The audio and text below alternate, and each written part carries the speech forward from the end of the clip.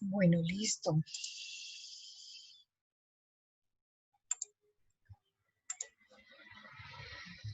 Bueno, muy bien.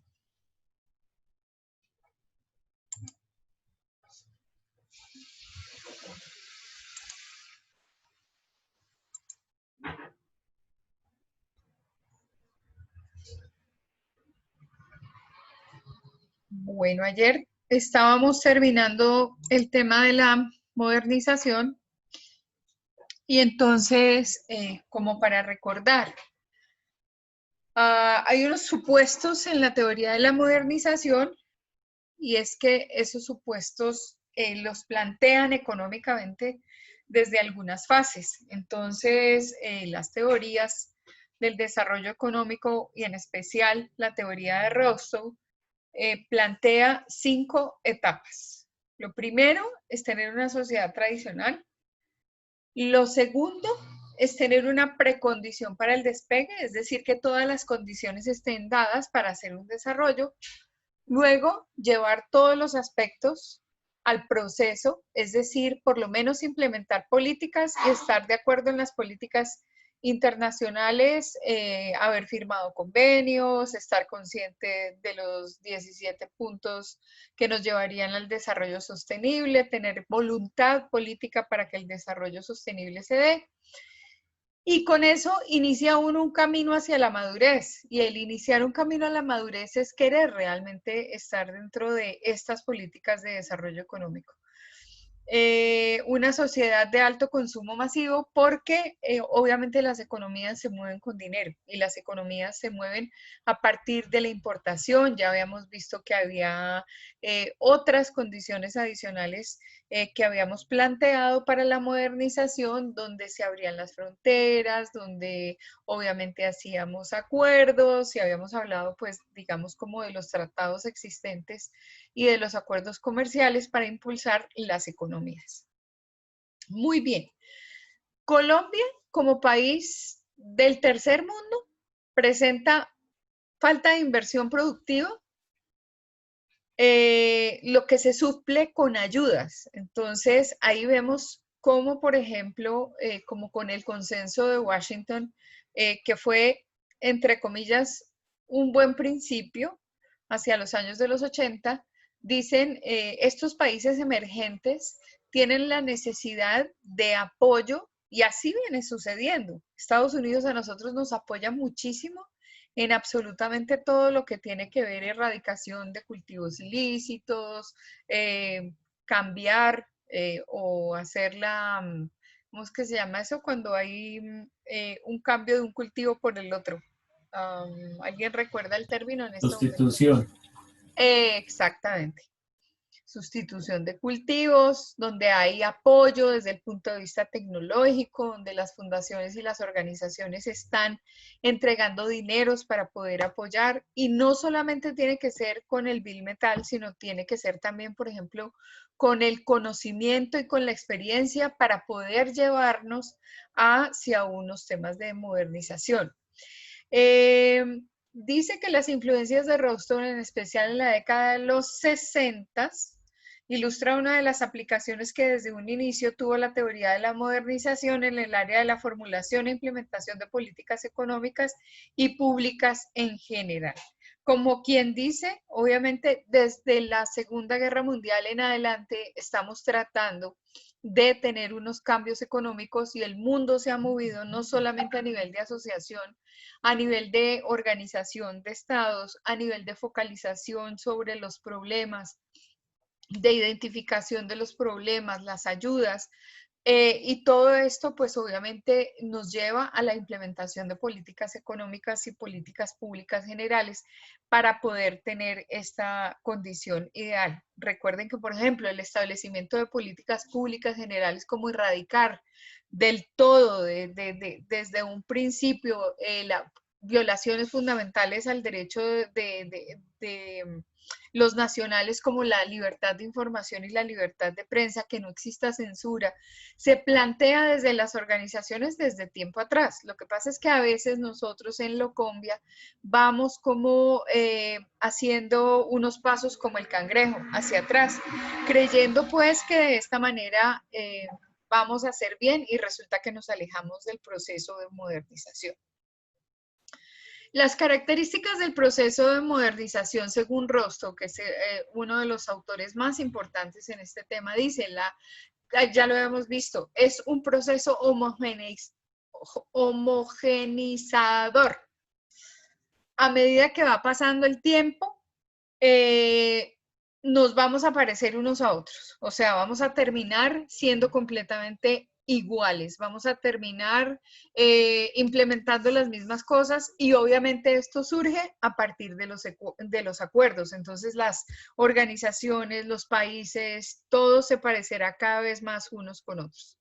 Es un proceso europeizado y americanizado. Ya habíamos planteado que estos son digamos, dos continentes, porque pues uno es el continente europeo y el otro es el americano hacia el norte, nos muestran que ellos ya están más allá del bien y del mal, que tienen industrialización, que tienen un buen respaldo de la moneda, así no sea oro, pero tienen un muy buen respaldo de la moneda, que es algo que me sorprende a mí aquí, entre comillas, de la moneda dólar.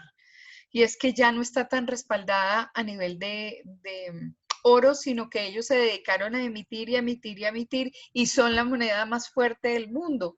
Y son monedas fuertes porque de todas maneras producen de todo dentro del país y toda esa producción y ese crecimiento y ese PIB interno indica que son economías completamente fuertes, entonces mandan la parada. Entonces, la moneda para negociar internacionalmente es el dólar en supremacía y luego también en euros. Uno puede hacer transferencias a partir del Banco de la República. Cuando yo estoy negociando con una compañía de Europa, yo puedo hacer finalmente una transferencia en euros, pero lo que es importante conocer es que cuando yo hago la transferencia, primero pasa a dólares y de dólares pasa a euros. Por lo tanto, eso determina quién es el fuerte del paseo. ¿Quién es el que está mandando la parada? Entonces, nuestros bancos tienen un intermediario bancario, ese intermediario bancario es un banco de los Estados Unidos que bien, si el fondo girado para la adquisición de bienes, productos y servicios viene a estar ubicado en Estados Unidos, pues de una vez la plática se queda en Estados Unidos, pero si tiene que hacer una transferencia hacia Europa, uno hace el giro en pesos colombianos con el equivalente pues a dólares y de dólares a euros para que finalmente llegue a su fin la negociación. Tercero, la modernización es un proceso que se evidencia irreversible y que nosotros seguramente no seremos capaces de resistirnos ante ese proceso. Bueno, muy bien. Decíamos también que la modernización es un proceso progresivo, se va dando poco a poco porque hay que generar un espacio para que se dé la modernización, hay que alistar las políticas, hay que alistar las personas, hay que alistar las organizaciones y es un proceso que se va dando dentro de un tiempo, pero que digamos todos deberíamos llegar allá. Y es un salto revolucionario que todo país tiene que dar. Finalmente, pues nosotros con estas teorías complementaríamos todo lo que soporta, digamos, el tema de desarrollo. Y entonces aquí están todas las teorías que hemos visto. Hemos visto la teoría de la modernización, hemos visto la teoría de las dependencias, de los sistemas mundiales y de la globalización, que es la última que vamos a ver. La globalización en parte, pues ya hemos tocado el tema de la globalización.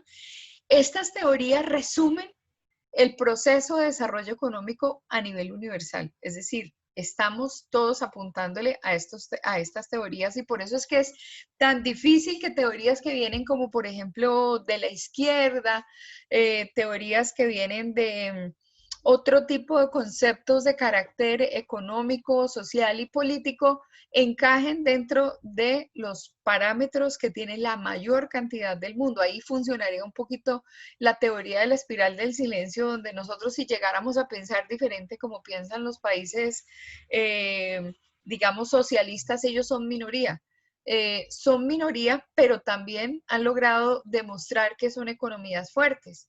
Al ellos tener estas experiencias que son completamente diferentes a los otros países, muchas oportunidades, pues se arreglan las cargas entre ellos. Esto quiere decir China, esto quiere decir Rusia, esto quiere decir Cuba y quiere decir Venezuela.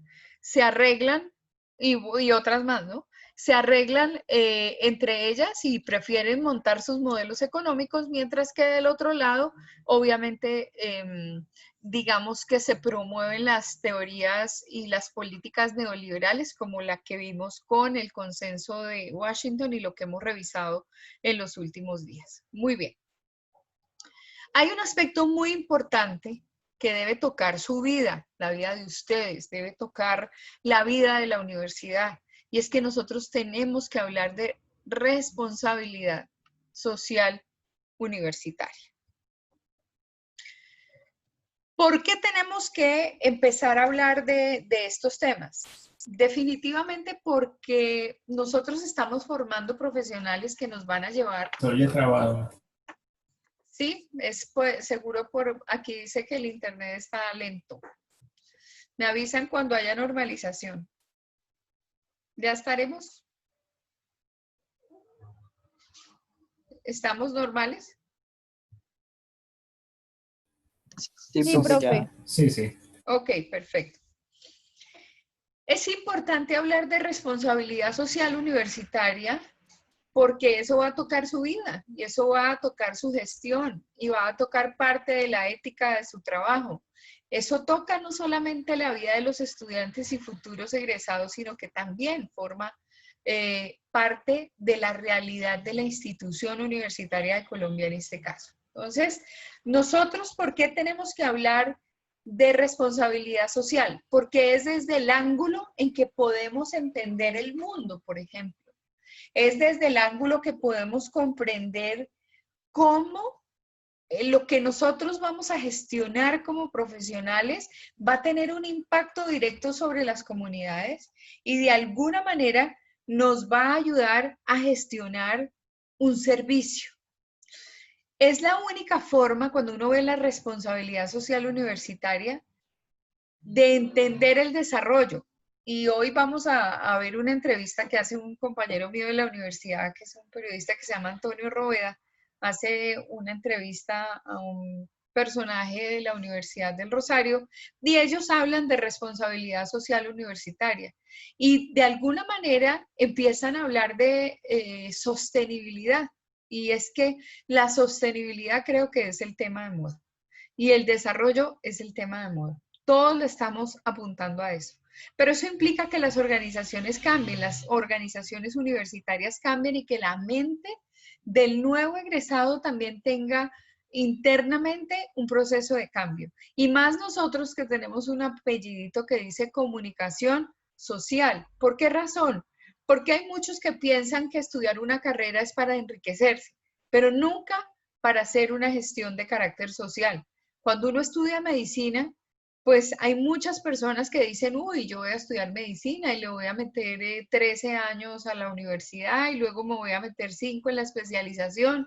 Son 18 tratando de salir especializado en cirugía de la uña del dedo pequeño de la mano izquierda, porque seguramente esa uña del dedo pequeño de la mano derecha es diferente.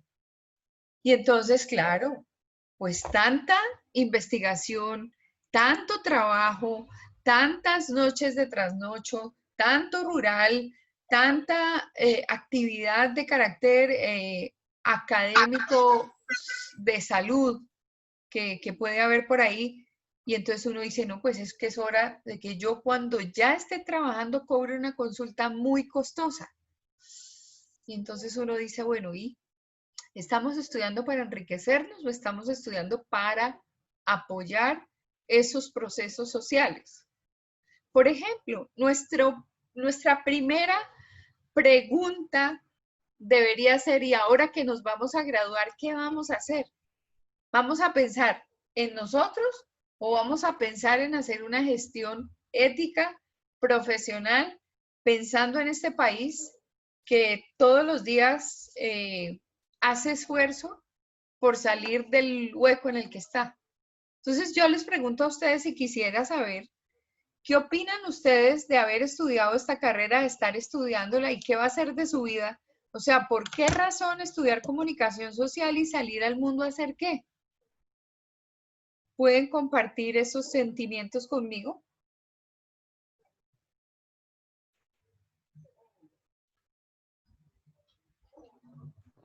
¿Sí, bueno? Profe, profe, es que se te escuchó entrecortada la última parte, ¿lo puedes volver a repetir, por favor? Claro, con mucho gusto.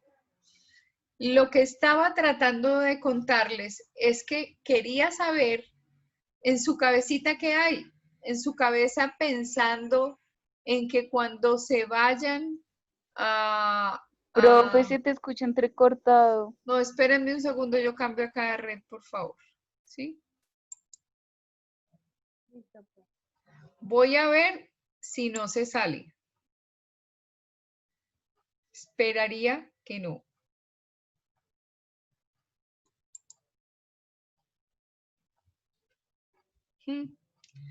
Y estamos trabajando con la red fuerte, ¿cómo les parece?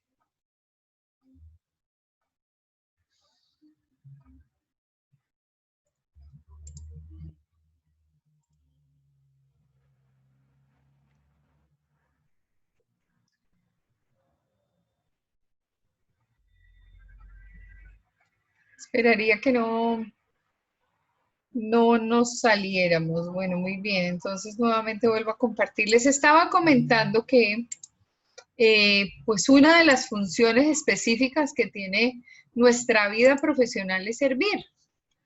Y dentro de ese servir está también el haber elegido una carrera y elegir una carrera como para qué sería. Entonces, había dado un ejemplo y es que muchos que han estudiado medicina y se han demorado muchos años dicen, no, ahora me gradúo y ahora viene el momento de sacarle la plática que le invertí a mi carrera.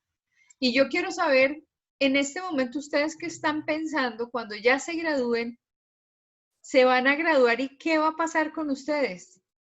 ¿De qué manera piensan proyectarse en lo social? Entonces es una pregunta para ustedes.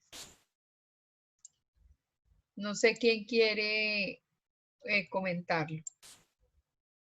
Pues, profe, por ejemplo, yo pienso servirle a mi comunidad. Entonces, en este caso, pues, intentar buscar como un trabajo que se asocie a mi profesión, que pues es la comunicación social, y también apoyar a los líderes que tengo en mi comunidad para que puedan brindar una mejor comunicación a todos los vecinos del sector. Ok, perfecto. ¿Y tú estás en qué comunidad? Estoy en USME, profe. Estás en USME. Sí, y tienes esa idea desde el principio porque me hiciste recordar que cuando te pregunté, cuando hicimos introducción a la comunicación, lo primero que me dijiste fue eso. Quiero trabajar para mi comunidad, ¿cierto? ¿Cierto? Sí, profe, exactamente. Ok. Bueno, ¿y los demás compañeritos qué piensan hacer cuando salgan?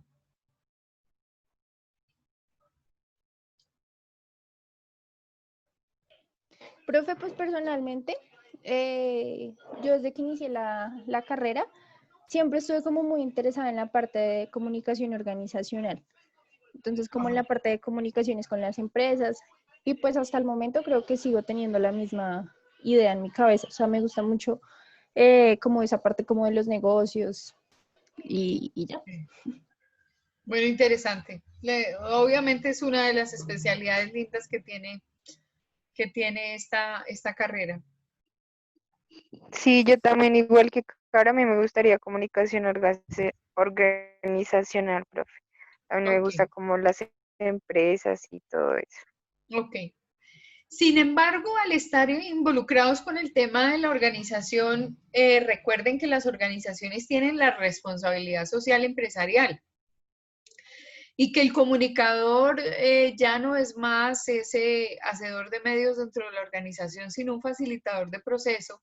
Y ese facilitador de proceso está mediando con comunidades, y al mediar con comunidades aparece esa responsabilidad social tratando de generar el menor impacto sobre las organizaciones y sobre la comunidad.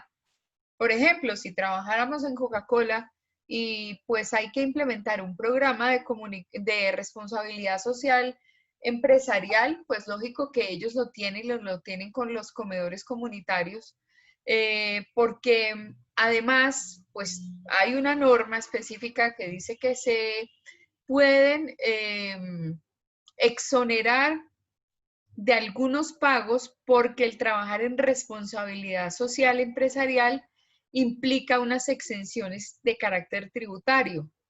Entonces, esos puntos que ellos se ganan son invertidos socialmente. Entonces, ahí hay una liga muy grande entre la comunicación organizacional y la comunicación para las comunidades. Entonces, aún así, uno tiene la posibilidad de lograr. Bueno, muy bien. Entonces, ¿hay alguien más que quiera hacer un comentario sobre esta pregunta que hice? ¿No?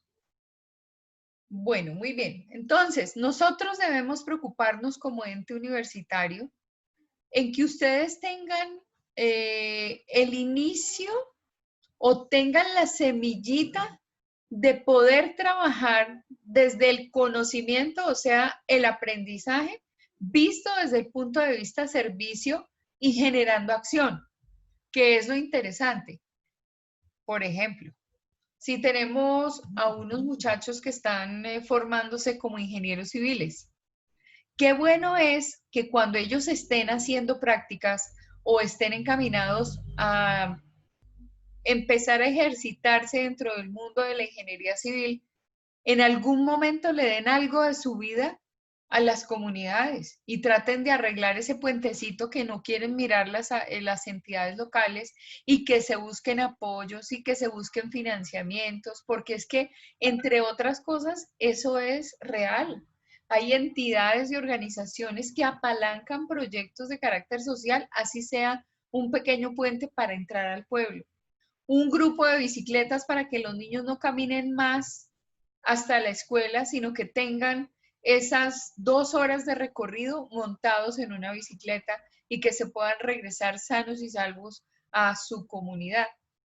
Son muchas las gestiones que nosotros podemos hacer desde la comunicación. En este caso, por ejemplo, aparece también en la implementación de planes y proyectos el compartir los resultados, lo que se llama bidireccionalidad, que es la diferencia específica entre la comunicación organizacional y la comunicación para la información, porque uno pues escribe una nota, uno hace un reporte de una situación noticiosa de hoy, y a uno nunca lo están llamando para decirle tan linda que salió la nota hoy y mañana de qué vas a escribir y te estoy siguiendo. Eso no pasa. En cambio, en la organizacional y en el trabajo con las comunidades siempre hay una interacción.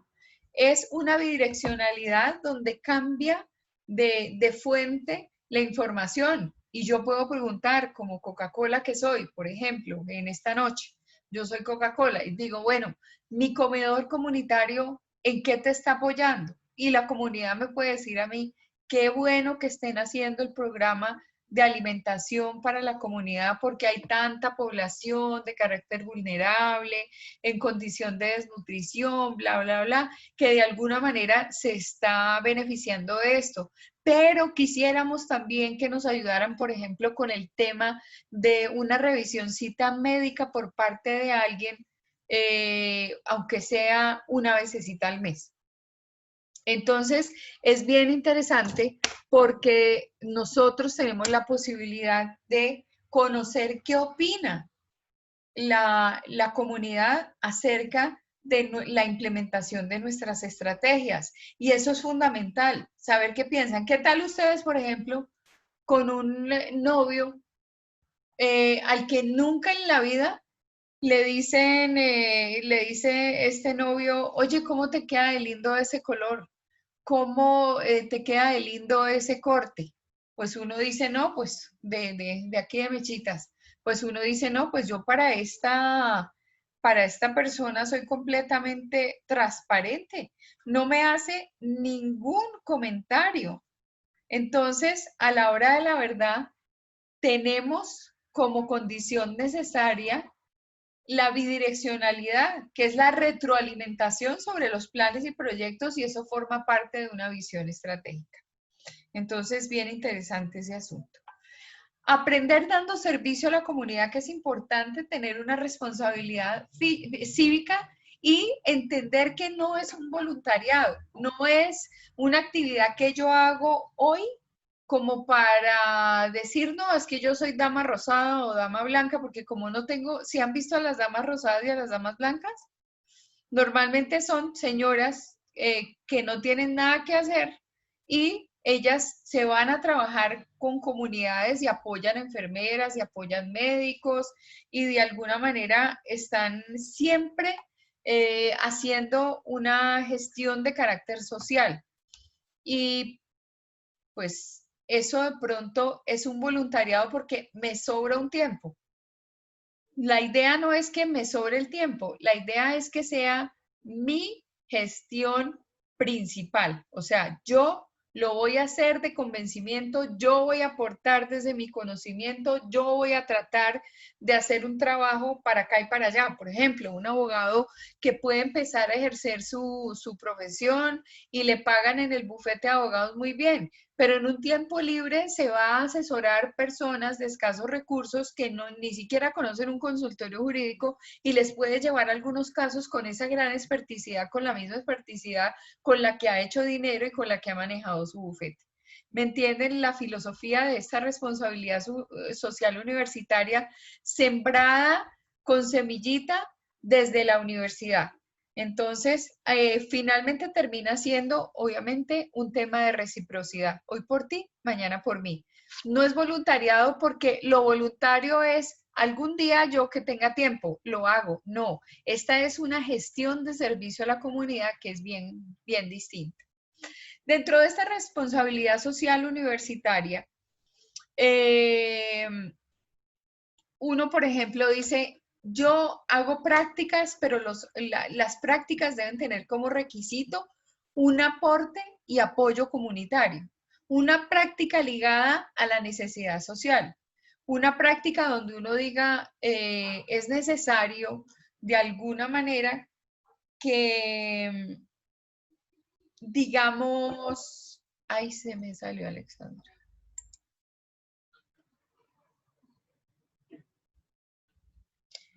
Que uno diga, listo, yo estoy estudiando, ya entró, estoy estudiando, ya tengo un conocimiento importante, pero lo que yo voy a hacer aporta a la comunidad en algo. No es de aquellas actividades que, por ejemplo, que hoy no estoy como muy creativa, pero que me gradué de comunicador social o me voy a graduar de comunicador social.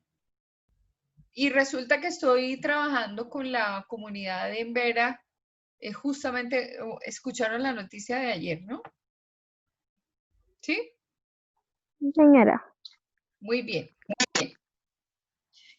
Y resulta que yo trabajo con esa comunidad de Embera y pues quiero hacer un aporte de carácter social a esta comunidad.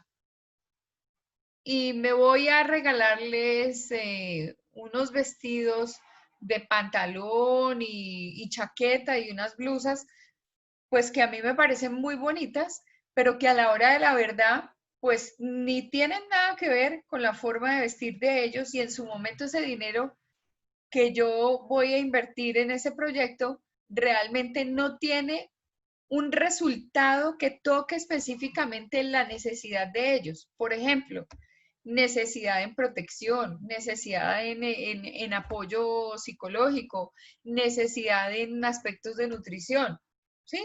Como si me voy a trabajar con los guayú y entonces sabemos que las mujeres guayú están con sus atuendos guayú, los hombres también tienen su forma de vestir, su vestuario, y yo me dedico a enseñarles cómo se hace, no sé, cómo se hacen overoles, no se los van a poner, o sea, mi función no es esa. Pues no es que hoy esté como muy inteligente en los, en los ejemplos, pero esperaría que me entendieran que obviamente la práctica tiene que estar ligada con una necesidad social. Y ni hablar del proceso de investigación. Perdónenme un segundito, un minuto.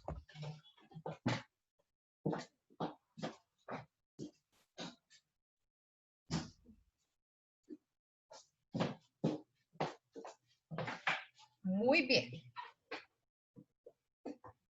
En la parte de investigación, pues nosotros, cuando ustedes ya lleguen a esos proyectos de investigación, lo que queremos es que tengan una conciencia social, es decir, el proyecto de investigación que uno se dedica de alguna manera a hacer un trabajo con una profundidad, a mirar en el estado del arte qué estudios similares se han realizado en distintas partes del mundo, pues que obviamente ese aporte sea un verdadero aporte. Entonces, hay gente que propone como proyecto de investigación un tema que no tiene cobertura general, sino que, por ejemplo, es no, generar la oficina de comunicación y prensa de la empresa de mi papá.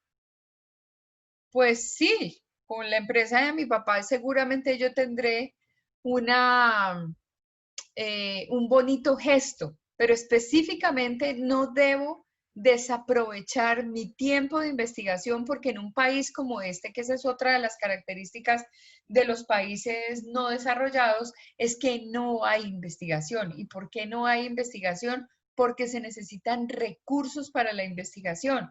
Las únicas investigaciones que se hacen son iniciativa de los mismos aspirantes a ser profesionales, y esos aspirantes tienen que dedicarle obligatoriamente su tiempo, su trabajo, de pronto una platica para hacer el proyecto de investigación. Ese proyecto de investigación tiene que solucionar algo. Entonces vayan visualizando desde ya, porque es muy importante, por ejemplo, ya en cuarto, que ustedes tengan claro hacia dónde van a ir. Eso forma parte de la responsabilidad social universitaria. Para nosotros, que el currículo, es decir, la estructura, la malla curricular, el reguero de materias que tenemos para ustedes, que los van a formar, tengan siempre, por lo menos, reflejadas en cada una de esas materias la misión y visión de ese programa. ¿Qué tipo de comunicador quiero yo formar? ¿Qué tipo de comunicador quiero entregarle a la sociedad? Y cuando uno dice entregarle a la sociedad, es que es absolutamente necesario que el comunicador una persona que vaya a servir, una persona que vaya a solucionar los problemas de la comunicación. Y esta materia en particular, comunicación para el desarrollo, tiene la finalidad de hacerlos pensar en el ejercicio social de nuestra profesión. Desde donde quiera que estén, desde la comunicación organizacional, desde la actividad periodística, pero al fin y al cabo que sirva como ese punto, esos dos puntos últimos, a formar profesionales que trabajen con ética y que sean líderes para el cambio. Es que si no son líderes para el cambio, es muy, pero muy difícil que estos profesionales cambien la realidad nacional. Y lo que nosotros estamos viendo, que para poder llegar, todos los días hemos revisado que estas materias, que estos temas que forman parte del análisis del desarrollo de un país, son temáticas que necesitan de un liderazgo puro, necesitan de personas con ganas de hacer las cosas. Entonces, la investigación es una herramienta fundamental de la responsabilidad social universitaria. Entonces, ¿qué más tenía yo que contarles por acá? Esto obviamente tiene que verse desde el punto de vista del servicio social, de la inclusión, nosotros tenemos que ser incluyentes dentro de todo ese proceso. Generar espacios de bienestar físico y emocional, porque si ustedes no están bien, obviamente no pueden llegar a gestionar cambios para el país, ni a generar buenos ambientes dentro de las comunidades con las que estén trabajando. Nosotros a generar unos ambientes sanos de aprendizaje y que el aprendizaje sea un aprendizaje significativo. Es decir, que la persona encuentre una razón de ser en cada contenido que se le entrega. Que cada materia que ve le encuentre la razón de ser. Ese es el profesional que seguramente va a aportar muchísimo a ese cambio y a ese desarrollo de país. Entonces, nosotros tratamos de formar egresados con conciencia social que puedan responder a las necesidades, y eso está planteado, por ejemplo, por la UNESCO.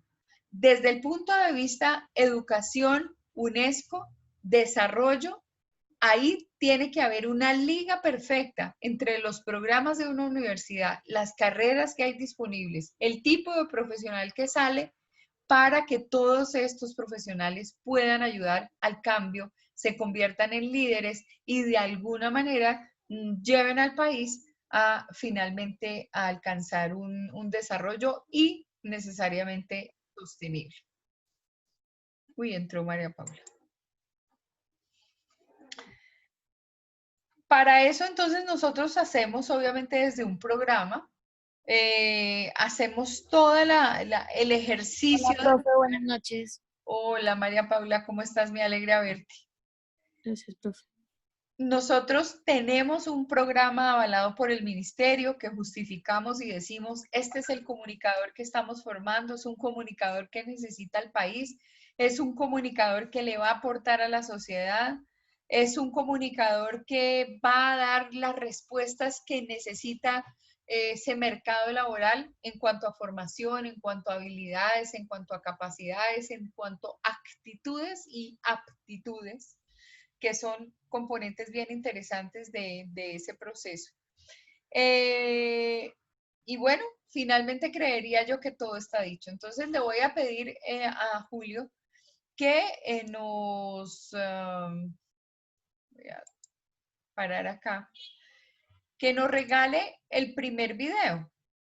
El primer video tiene que ver con la teoría de la globalización, porque creería yo que aunque es un concepto que todo el mundo maneja, de pronto no hay la suficiente claridad y como vimos, es una de esas teorías que necesitamos tener claras cuando estamos aportando al desarrollo de un país.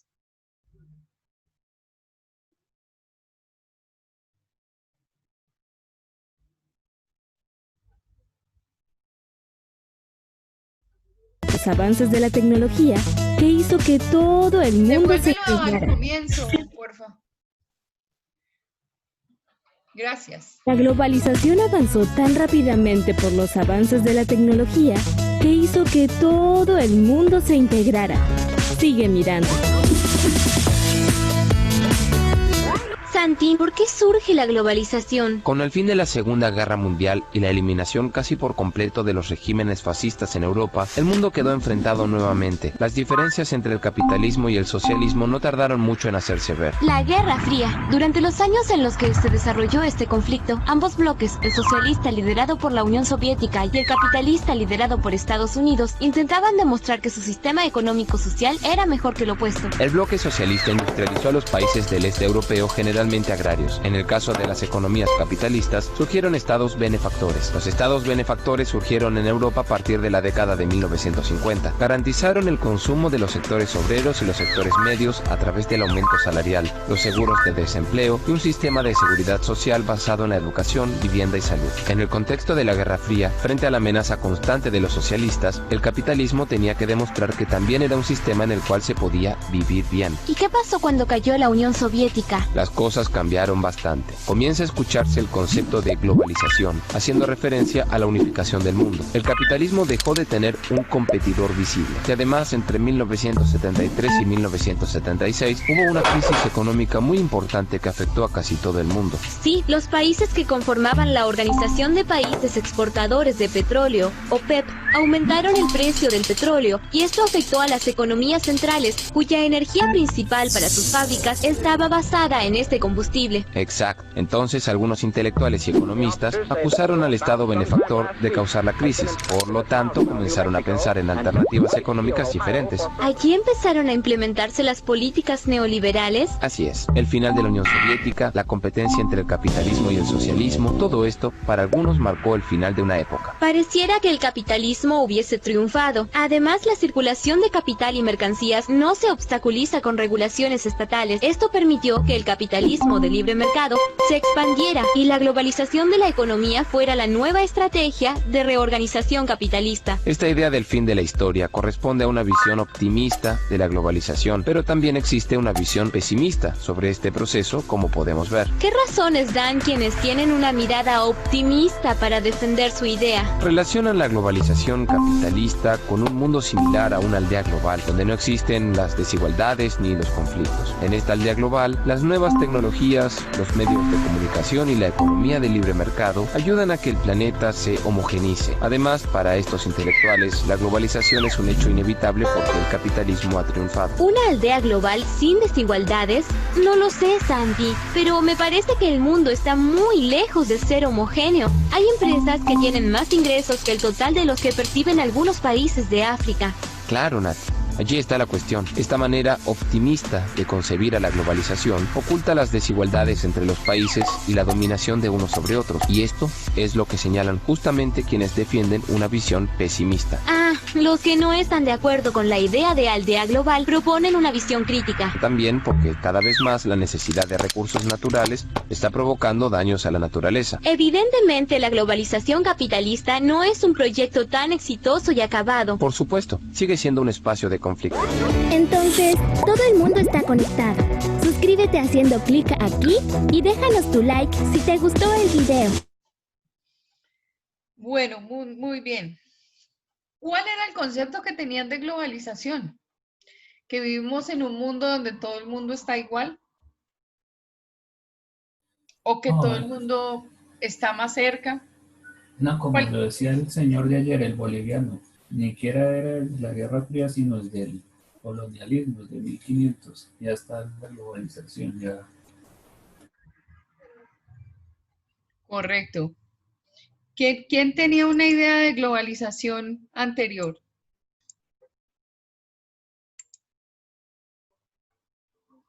¿Alguien sabía qué era?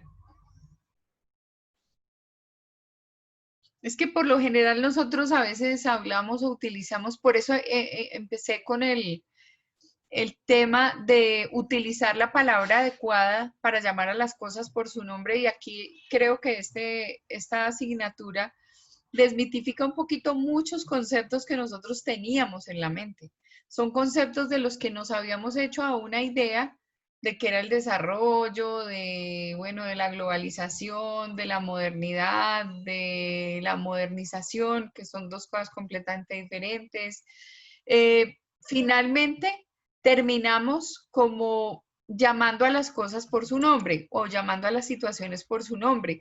Estamos ubicados históricamente que toda la situación de cambio surge a partir de la guerra y que obviamente después de que terminamos esa guerra, entramos en ese proceso de Guerra Fría y seguimos en los distintos conflictos y en las distintas situaciones, y que el hecho de que la Unión Soviética hubiera terminado cambia, digamos, como el esquema, y que hay organizaciones que están alrededor de todo el mundo tratando de que la gente le apunte al desarrollo desde los distintos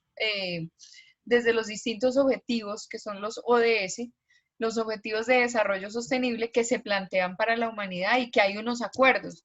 Es muy importante, creo que Jackie tiene el consenso de Montreal, el de Tokio. Eso va a ser interesante, la exposición de estos temas, porque pues ahí vamos a profundizar un poquito más sobre la cantidad de problemáticas que tenemos que tener en la cabeza cuando estamos hablando de desarrollo. Si no, no podríamos hacer una comunicación para el desarrollo. Es necesario, definitivamente, conocer el término para que de alguna manera podamos hacer una buena gestión. Recuerden que nosotros somos los que le van a facilitar el entendimiento a todos aquellos que nunca han tenido contacto con los temas reales de desarrollo de un país y que pues los tenemos embobados a punta de telenovelas y programas de entretenimiento, de realities y de una cantidad de cosas que no son específicamente lo que deberían estar consumiendo. Ni cuento lo que implicarían, por ejemplo, redes sociales como Facebook, la cantidad de tiempo que imprime un joven para, en lugar de estar leyendo acerca de estas cosas, enterándose de chismes de Instagram, tomándose selfies. Bueno, ahí mi comentario sería un poco ácido porque, pues, digamos, la juventud anda en esas, pero es mucho el tiempo que se le invierte a las redes sociales, muchísimo. Y es un tiempo que necesitaríamos realmente invertir desde el punto de vista del conocimiento. Y pues acá quedan sembraditas inquietudes para que ustedes llenen esa cabecita de muchos conocimientos y tengan un factor diferencial con los otros profesionales y les lleven siempre la delantera. Entonces, mi querido Julito, te quiero recomendar entonces el segundo video que tiene que ver con responsabilidad social universitaria, ¿verdad? ¿Ese fue el segundo que mandé? No, la pandemia en Colombia, las entrañas del hambre. Ah, ok, perfecto. Entonces, ese es un ejemplo que nos permitiría a nosotros ver específicamente a nivel de un reportaje qué está pasando. Este toca obviamente tiempos de COVID, es interesante revisarlo. Con profundización, vamos a hacerle un comentario crítico ahora, no a criticarlo, a hacerle un comentario crítico después de ver. Es un trabajo de la revista Semana, es un buen trabajo. Adelante. Pero ¿de qué minuto lo pongo? Que dice 27 minutos. No, el tiempo completo. Ah, bueno. Desde el principio, por favor. Sí.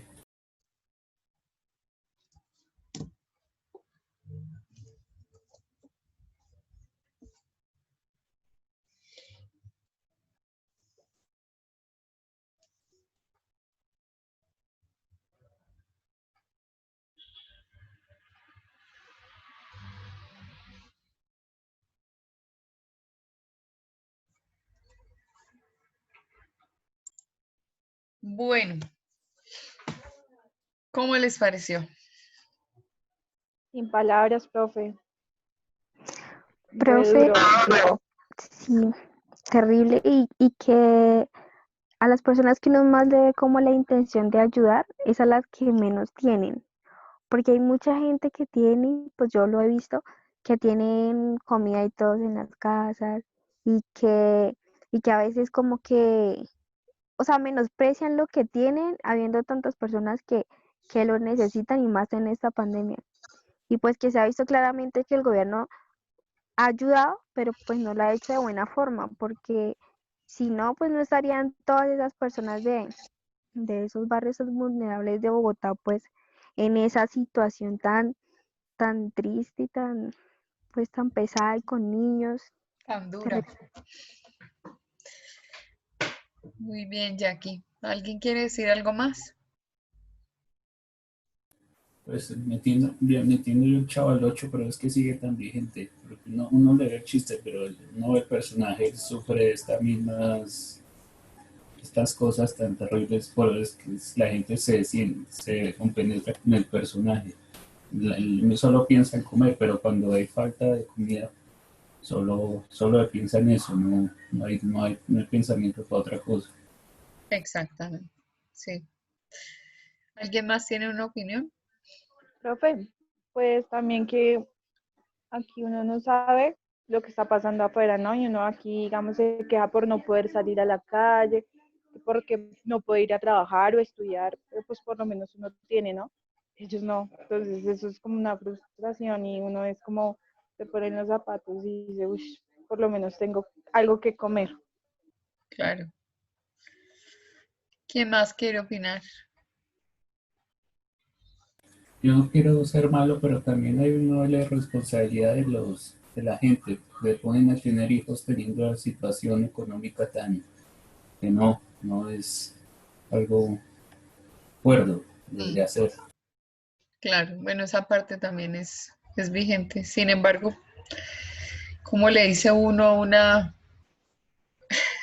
a una señora que no se ponga en esas? Difícil. Sí, profe, es como, es triste, pero es como una pandemia que, no, ese sí es solo como más de, pues, de los barrios bajos, que, pues, tristemente hay mucha ignorancia, no hay tanta educación, y pues, no sé, piensan que tener un hijo va a ser muy fácil, pero no. Pero no Y es pues, así. tristemente llegan estos momentos que nadie se esperaba, y, uy, no, profe, qué triste. Así es. ¿Alguien más quiere hacer algún comentario? Profe, pues que es muy triste ver esa situación y uno tal vez juzga mucho a las personas de repente que uno diga como no, pero es que qué irresponsable salió, no se cuida, como que no ayuda para que esto pase, pero también lo mira desde el punto de vista de ellos y es que si ellos no salen a trabajar, simplemente ellos no comen y pues ellos tampoco se pueden quedar esperando que la comida y los recursos vayan a caer del cielo. O sea, pues ellos tienen hijos y Exacto. también uno juzga esa parte, pero pues si esas personas tienen muchos hijos, lo que sea, igual tienen que responder por ellos. Entonces también hay que tener como esa parte humana y esa parte como de entender a las personas y si está en las manos de uno ayudar, pues hacerlo. Exactamente. ¿Quién más quiere hacer algún comentario?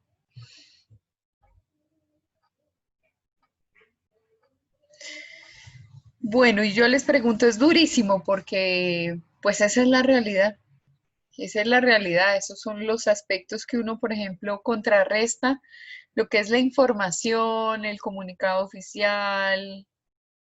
Yo no estoy diciendo que no tenga buenas intenciones, tanto la alcaldía como presidencia de la República tienen buenas intenciones. El problema es que entre los trámites, el problema es que entre la corrupción, el problema es que mientras no se afina un sistema, porque a todos, absolutamente todos, nos tocó esto, encontrarlo así de la nada, pues las personas pasan los días y los días y los niños pasan los días y los días y no tienen que comer.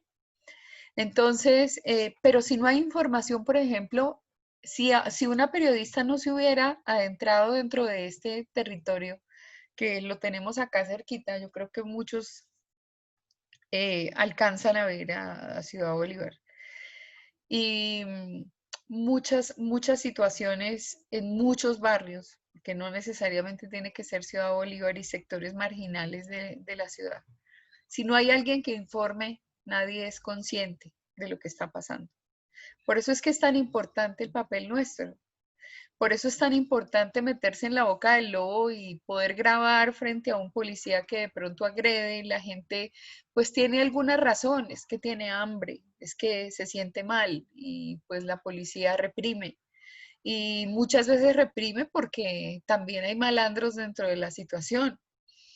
Pero oír hablar a una alcaldesa donde que ninguna persona que viva en Bogotá se quede sin qué comer y vemos que pasan y pasan y pasan los días, ¿quién es el que hace la denuncia? El medio de comunicación, el que alerta a las autoridades para decirle, pero es que esto no está funcionando. Y estamos cansados de oír desde que empezó el tema de la pandemia todos los problemas, porque lo tienen los grandes y lo tienen los pequeños. O sea, el que también tiene el inconveniente porque no puede pagar el arriendo de su casa y el otro que recibe el arrendamiento normalmente para poder vivir, pues ambas partes tienen algún inconveniente. Entonces, la actividad que nosotros tenemos, que es una actividad de profundización, de investigación, de llegar al sitio, afortunadamente esta gente se fue cargada de bolsas con pan y con muchas cosas para regalar, y también mostró el momento feliz porque si no hubiera sido de una desazón espantosa. Nosotros también apenas apagamos los micrófonos y apenas terminamos la gestión, ahí podemos empezar a gestionar el cambio. Podemos unir personas.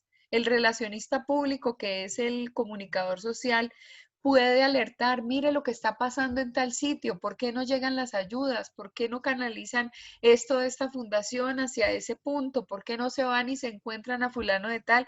Y normalmente la mano de la prensa hace un cambio. Eso es lo que yo estaba tratando de comentarles desde el comienzo de la clase, de nuestra responsabilidad, no solamente desde la universidad. La responsabilidad que tenemos como profesionales, la responsabilidad que nos hace ser palanca de cambio. Bueno, entonces ahora, para que no se vayan a dormir con pesadillas y no estén tan tristes, yo soy de las personas que yo veo esto y yo sí, incluso dudé muchísimo de poner el link, pero dije es la única forma de tocar el corazón de estos estudiantes míos para que vean a qué se va a enfrentar un comunicador y dónde tiene que ir a buscar. Es que no es ir a buscar a Rosales los reportajes, es que hay muchos rincones de la ciudad y muchos barrios similares a Ciudad Bolívar en todo Colombia. De manera que aquí nos queda como un tema de realidad. Entonces, continuemos con el otro, Julito. El otro toca la responsabilidad social universitaria, pero aspectos importantes y cosas que hemos visto, el papel de la UNESCO, una cantidad de situaciones también se plantean dentro de esa responsabilidad. Entonces, veamos es que Antonio Roveda es un poco, es de esas personas que se cree como mucho, como les digo, pues compañero mío de universidad. Pues hizo el reportaje y pues quiero que lo vean para que cerremos la noche. Gracias.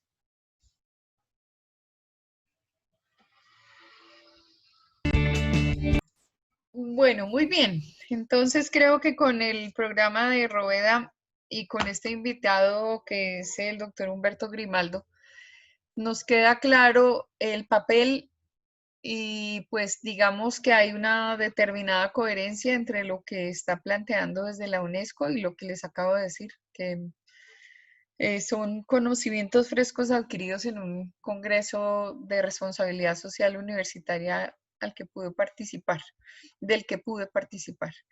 Entonces, pues nada, mis queridos comunicadores, mucho por hacer: ética, empoderamiento, trabajo comunitario, liderazgo colaborativo. Eso es lo que nos va a sacar adelante. ¿Alguna pregunta? ¿Qué es la Orsal? Que es que se me fue Orsal. Es una unidad de la UNESCO que se encarga de procesos educativos, pero exactamente qué traduce no lo buscamos. Pues es de la UNESCO, ellos se dedican al tema de educación. Vamos a buscar qué quiere decir Orsalc. Y eso del manifiesto de Córdoba, que es... El manifiesto de Córdoba es el que determina que hay una libertad de cátedra y una autonomía universitaria, es decir, cada universidad dentro de parámetros normales establecidos, digamos, en nuestro caso por el Ministerio de Educación Nacional, por una norma, por ejemplo, nosotros estamos bajo el decreto 1045 y ahora sobre el 2030, que es una modificación que hay. Eso determina cómo debe ser la educación superior en Colombia. Aún así, las universidades pueden determinar en su autonomía de hacer las cosas de X o Y manera, ¿sí? Entonces, tienen libertad para establecer cuál es la misión, cuál es la visión, cuál es el objeto, cuáles son los programas que va a poner al servicio de la comunidad, cómo desarrolla sus tareas. Por ejemplo, nosotros somos diferentes a los demás desde el punto de vista modular, y el sistema modular, que corresponde a lo que normalmente sería igual para todo el mundo, que sería el sistema de créditos, para nosotros aún siendo modulares, optimizamos el tiempo haciendo 3 periodos en un año. Eso es una característica de libertad universitaria. Y entonces a eso es a lo que se refiere el Manifiesto de Córdoba. Que cada quien puede hacer su modelo de universidad. De hecho, ninguna universidad en cuanto a modelo pedagógico es una igual a la otra. Nosotros tenemos un anclaje, por ejemplo, en 3 teóricos específicos. Nosotros salimos de Piaget, luego tocamos a Vygotsky, y entre este modelo lo que nosotros estamos buscando es la transformación del individuo que ya tiene, o reconocemos que ya tiene unos saberes, que tiene unos conocimientos, ¿sí? Entonces, ahí el proceso de acompañamiento del docente es justamente eso, es un acompañamiento y el estudiante libremente va trasegando por toda su malla curricular y por toda su carrera, teniendo en cuenta que ya tiene conocimientos previos y que tiene una visión de la vida, ¿sí? Entonces, en ese proceso, nosotros tenemos una huella digital y la justificamos con nuestros teóricos y justificamos mucho cómo hacemos nuestro proceso académico. Por eso tenemos un modelo pedagógico interesante que es nuestro y lo anclamos dentro de un concepto que se llama metanoía, que habla de los 8 aspectos específicos que tiene un individuo para poderse formar, ¿no? Entonces tiene aspectos emocionales, tiene intereses de familia, tiene conocimiento, tiene inteligencia. Nosotros en la universidad lo único que hacemos es entregar herramientas para que ustedes mismos cuando salgan tengan una mejor calidad de vida y tengan la posibilidad de haberse formado y haber aprovechado lo que se les entregó clase por clase. A eso se refiere la autonomía universitaria. Cada quien puede buscar su modelo pedagógico, cada quien puede buscar su forma de evaluación, por ejemplo. Esa autonomía.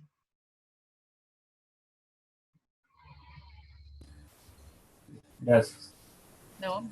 Bueno, muy bien. Entonces, ya matizamos un poquito ese dolor de la pandemia, el hambre que tenemos por ahí y pues nos acostamos un poquito mejor con la ilusión de poder aportar con nuestra carrera, con nuestra comunicación social a este mundo.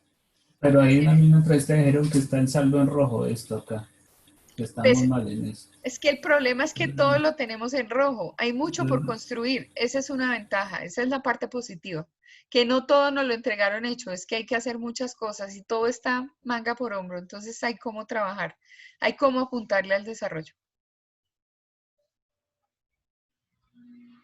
Bueno, una feliz noche para todos, gracias por su compañía, un abrazo.